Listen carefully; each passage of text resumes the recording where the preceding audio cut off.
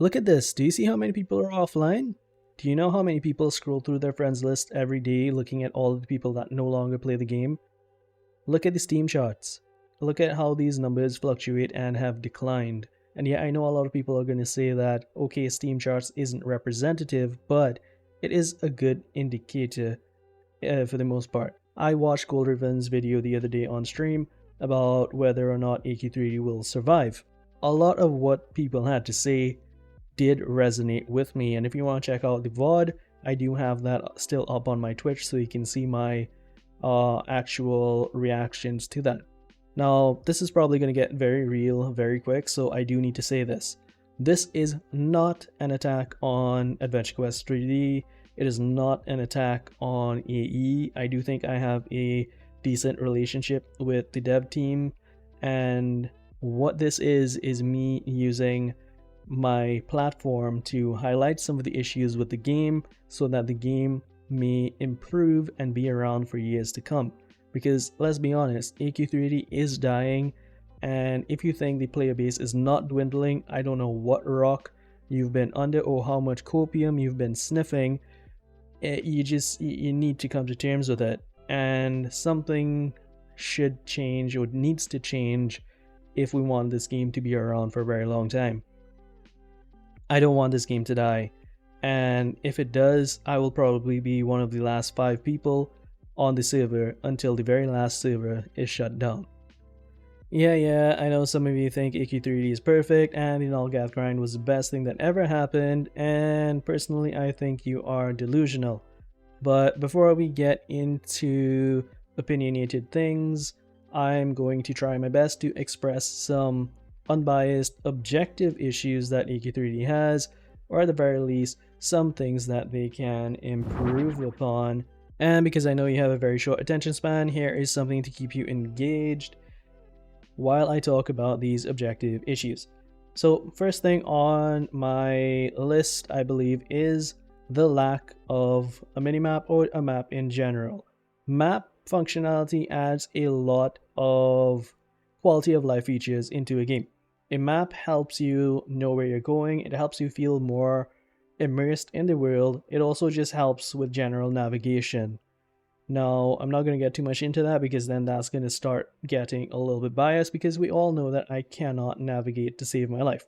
The next thing on my list is that the story is very disconnected, and people have complained about the progression feeling very confusing. A lot of new players come to my streams and they post on my posts on like Facebook and YouTube and stuff. They say that they don't know. They're new players and they don't know what to do here, they don't know what to do there. And having played through with my recent 45-hour fresh start playthrough, I can attest to the fact that the story as it is very disconnected. There is no linear storyline saying go here, go there, go wherever, and you're very confused because you run into maps, you run into different quests, you run into different things, and they all tell you to do certain things, and like, where is this, where is that? You don't know. And unless you use some sort of external quest guide from like the wiki or on the discords, you generally don't have a good idea. But even within that, some of those storylines don't really feel connected. We have the issue with the whole Doomwood saga not feeling connected to the Vayne storyline. The Vayne storyline was very prevalent, and then they went and they removed the Vayne cutscene, which should probably be brought back. Now that's not an objective take, but it is attached to an initially objective take. Next on my list, I believe, is there are a lot of unfinished areas in AQ3D. There are a lot of unfinished maps, there are a lot of unfinished quest lines, there are a lot of unfinished mechanics that could have been expanded upon.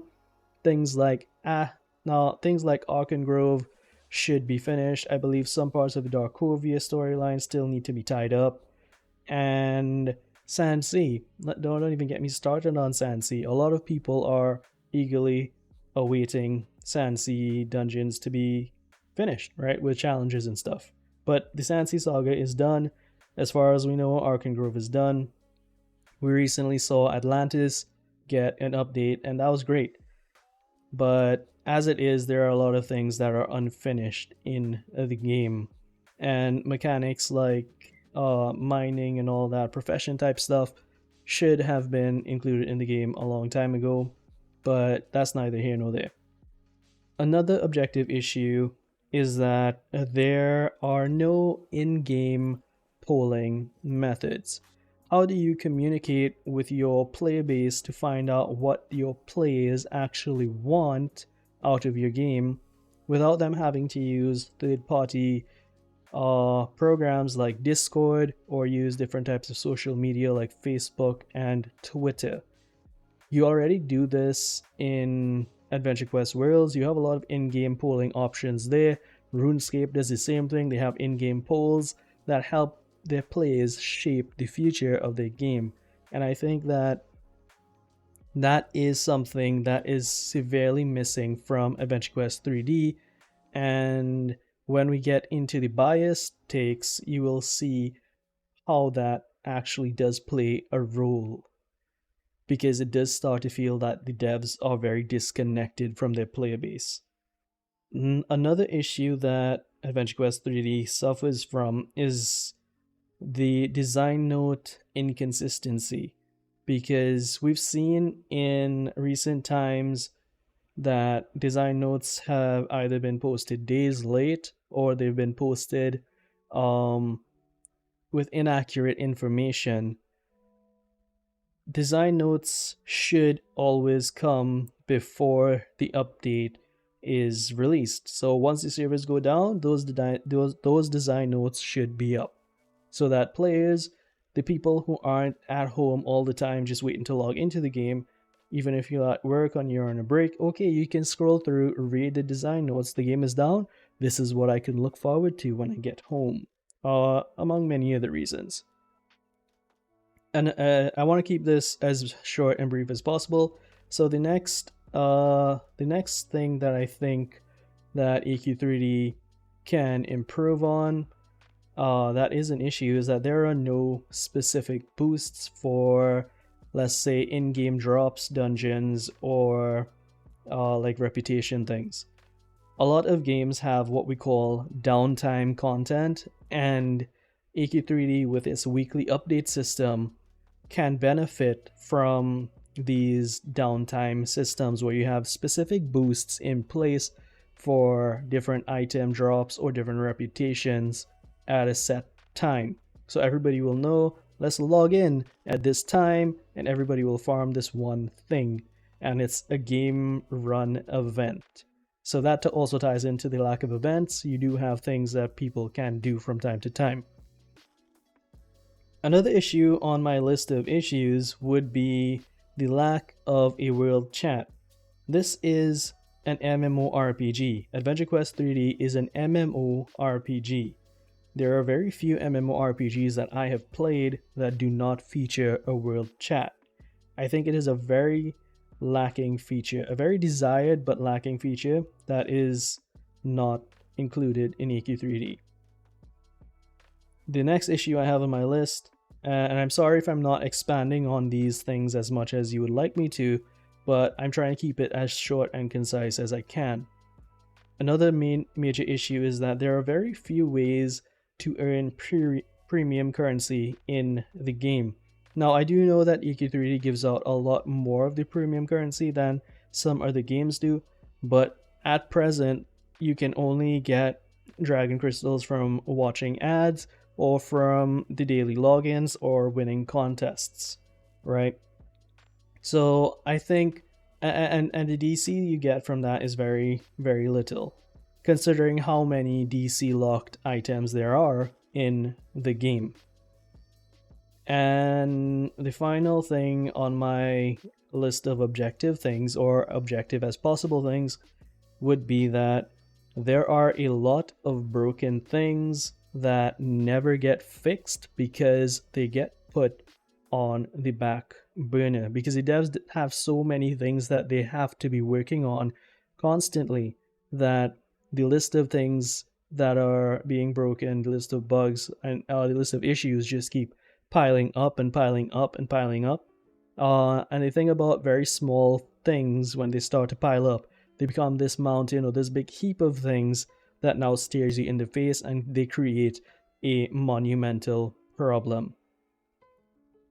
So I think that's it for me and my objectivity. It is time to take the gloves off or the glasses off, and we are going to talk about some biased things, some things that Lag and friends have problems with. And I'm sure a lot of you can actually agree with some of these issues that I'm about to highlight. There is no real end game to AQ3D. You farm the latest stat gear, but then what do you do with it? I know we joke a lot about the end game of most MMOs being the cosmetics, but what do? We just completed the Nullgas saga. There is this whole long grind. Well, what do we do with our things now? There's absolutely nothing to do. Sure, we can kill things a little bit faster, but a lot of the game is scaled, so that doesn't really make a lot of sense. There's no real benefit to doing that. The next issue with AQ3D, the other thing that's wrong with AQ3D is that there has been an upsurge of RNG type grinds. RNG is meant for obtaining rare items and getting that kick out of being the person that obtains that rare item. Using RNG grinds as part of almost every single update is not a great look.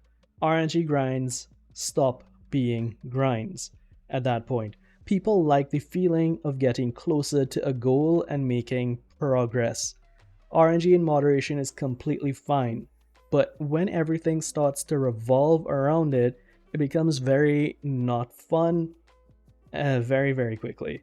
Particularly when, as they say, RNG is not on your side. And yeah, I know that's the nature of RNG, but come on, you understand my point here.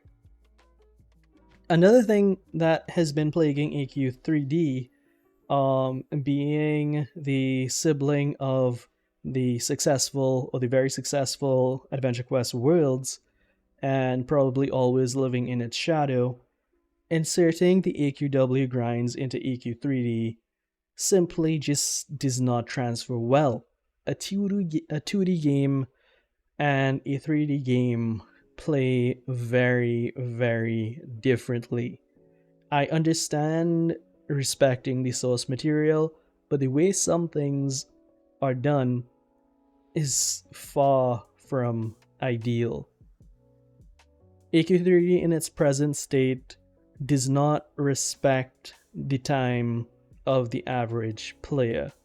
For example, locking items behind daily quests that take forever to complete with no reasonable alternatives. And don't get me wrong, I am one of the #1 advocates for daily quests, because daily quests are meant to be an incentive to log in, but also a way for people who don't have a lot of time to spend in the game to be able to catch up. But take the Cosmic Quest, for example. The Cosmic Quest was great. I do not think 18 days grinding for an item is a bad thing. But 18 days for each piece of item or each piece of gear is ridiculous when you can only grind for one piece at a time. Let me grind for all 18 at the same time. Do not lock me out of grinding for the shoulders if I want to grind for the cape. It is just unreasonable, and it makes me not want to do the grind, because at that point I know you did not put this here for me to have fun. You put this here so that I will log more hours into your game, and that does not make me feel very happy as a player. I could go on and on about that, but I mean, I want this to be a short video. Weekly updates aren't really weekly updates, right? If all it is most times is like a collection that is locked behind a premium currency with very little content to do. I understand wanting weekly updates. There are better ways to do weekly updates. A simple way to have the weekly update could be to have, as we said, downtime content. And I'll probably do another video explaining what downtime content can be, like specific boosts for specific items, or have like a rotating boss drops. So like different dungeons will drop a different thing that you can get a different week. But yes, I'll get more into that in a future video or something. I said this before, but I'll say it again. It feels like the devs are making the game for themselves and not the players. And no, I'm not attacking Clarion or Phenol. They are not who I mean when I say that. I will get into that at another point as well. Player housing was amazing, right? It could have been the biggest moneymaker for the game, but I think it's been monetized a little too hard, right? Housing has the most potential to make money for the game, but the people that usually spend money on it don't want to spend because it's starting to feel very predatory. There is a considerable lack of free-to-play options for housing. Like some of the maps, like when you release a map, the map should come as a collection with housing items. You should not have to buy the housing items for the map as a collection and then buy the map separately. It just doesn't really make a lot of sense. And then there's the whole thing with patch jobs, like what we saw with the Wandering Light update and other things that are broken on release. I mean, come on, man. I laughed at the idea of I really laughed at the idea of being able to use the mana pot inside the dungeon in the Wandering Light update, but it really does on a deeper level speak to some of the issues that come out of these weekly updates that they've been pushing out. And this leads me into my next point, my next issue. The dev team works really, really hard. Okay, the dev team works really hard behind the scenes. Like, believe me, guys, the amount of effort they put in is unbelievable, and they're really great people. But the thing is, not a lot of people know that because they don't see what goes on behind the scenes. Very little of what is happening and what progress is being made or the kind of effort that is going into things is shown or communicated. I remember a time when Artix used to get on Discord and show us when he was designing the artwork for the design notes for each update that was going to be coming out. And that was really cool because you got to interact with that. And there are a lot of different like quality of life things that I could talk about, but I'll not get into that because the list goes that will be here until next week. I'm also not going to complain about PvP because I simply do not enjoy AQ3D's PvP anymore. I play other games to get my PvP fix in. It's just as simple as that. I know it's not for me, so I don't play it. Okay, alright, so now that we're done complaining, alright, let me put some clothes back on. We are gonna get into some things that AdventureQuest 3D does right. Okay, being a casual MMO for the most part is something that AdventureQuest 3D does right. It, despite what other people say about FOMO, it is much less prevalent in AQ3D than it is in other MMOs. You can pick up AQ3D at any time and not feel too far behind unless you want things that are locked behind months of daily quests and turn-ins and tokens and all of that. But right, positives. We're on positives. Class diversity. Class diversity is something I think AQ3D as an MMO does well because it has a lot of classes that mesh well together and they're decently balanced with the exception here or there. They're really, really I mean, it's only like if you try to compare it to AQW that has like 5,026 classes, then is when you're going to think that, oh, okay, AQ3 doesn't have a lot of things. But as an MMORPG, as a 3D MMORPG, it does have a lot of classes. And beyond that, the class philosophy is done right. I was talking to Yogi about it, and, he's right. A warrior does feel like a warrior, straight up in your face, do damage. When you play pirate, you go pew pew and you feel like you're playing pirate. Oh, Oh, the distraction video is gone. Let's put it on repeat again. There we go. I have your attention. Yes, let's continue with the video. Right. So class philosophy is done right. The cross skills are also a very big thing. Now, AK3D isn't the only game to do cross skills, but uh, cross skills do increase the playability of classes and the enjoyability of classes because you can basically play them your own way with like a little bit of a twist. Everything just kind of works really well together for the most part in AK3D. With respect to the classes. So the class system has been thought out very well, and I do think that a lot of people will agree with me there on that. And the parody content and all of the puns. All of the puns are great, and the way that AdventureQuest 3D does it seems to appeal to a lot of players. And if you see me moving my head around, I'm just trying to get my hair out of my shoulder because it clips like that sometimes. And there we go. It's okay. It's okay. Right. Okay. So yeah, we talked about the parody and the puns because it does appeal to a lot of people. It's something that brings people back to AK3D all the time. Another thing that AK3D does well, now that it has been fixed for the most part after the entire community came together and we're like, okay, scaling bad, please fix. Scaling has been fixed for the most part in some areas, and it has been beneficial to a lot of players, and I think that is something that AK3D is doing right because they are listening to player feedback on some things. Which leads me into my next point. The open communication that we have with the dev team is amazing.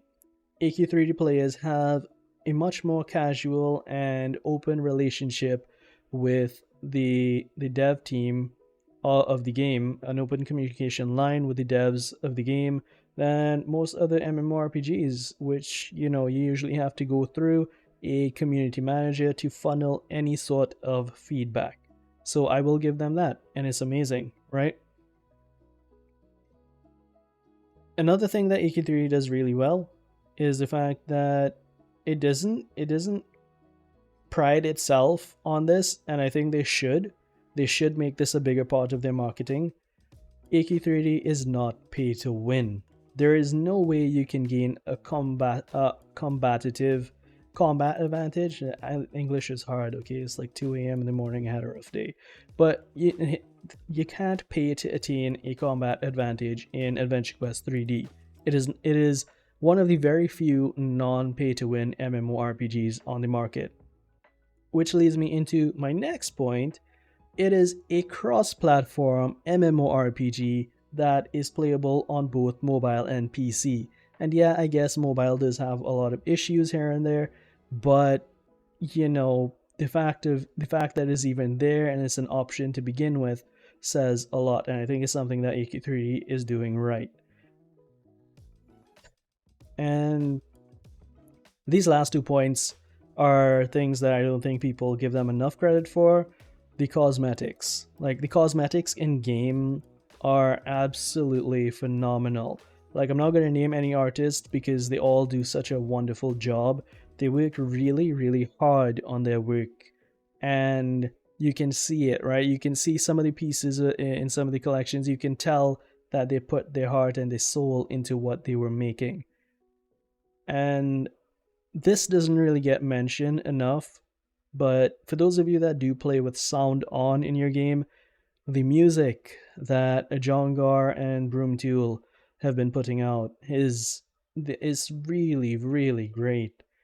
And it's not just for AK3D, it's across their other games as well. They've been slowly changing the music in different maps too, right? So I'd like you to challenge yourself, go through different maps and see if you can recognize the music that has been changed, because these guys are really talented and they're good at what they do. Now, what can they do to save AK3D? There's a whole lot. Like, trust and believe, there is a whole lot. But for lack of time, because this video has gone on long enough already, I'm gonna say that they can do these things. First thing that they can do is make downtime content. Downtime content refers to things like boosts for specific dungeon drops, rare drops. Let's say, for example, you want to farm Noxus and you want the mini pet, there's a boost to that. Or you're farming Darkovia for the reputation. From, let's say, from May 7th to May 12th, you're going to get a boost to that area. It will encourage people to log on at the same time to play. That's not tied to a daily, but it's something that everybody can work on together. And it's done in game. You don't have to be on anybody's Discord to know what's going on.